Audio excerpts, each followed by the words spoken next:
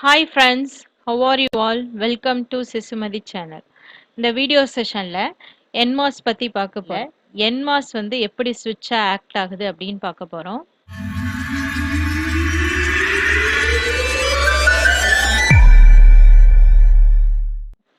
So NMOS எல்லா MOS டிரான்சிஸ்டருக்குமே input எங்கே apply பண்ணுறாங்கன்னா கேட் டெர்மினல். அதை எப்படி சொல்லுவாங்க அப்படின்னு பார்த்தீங்கன்னா VG அப்படின்னு சொல்லுவாங்க.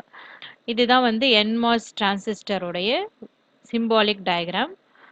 ரெண்டு கண்டிஷன் செக் பண்ண போகிறோம். VG is equal to 0, VG is equal to 1.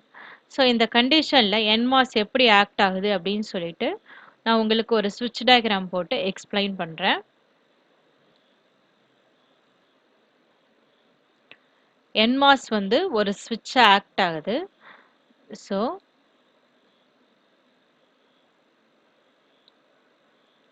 So இதுதான் அந்த வந்து ஸ்விட்ச் டயக்ராம். இது வந்து ஒரு ஸ்விட்சா ஆக்ட் ஆகும்.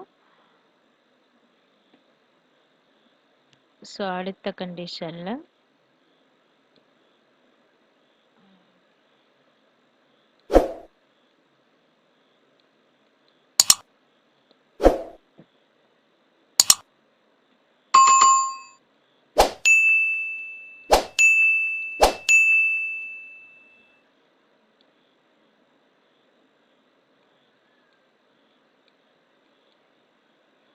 So VG is equal to 0ன்னு கொடுக்கக்குள்ள NMOS வந்து ஓப்பன் ஸ்விட்ச்.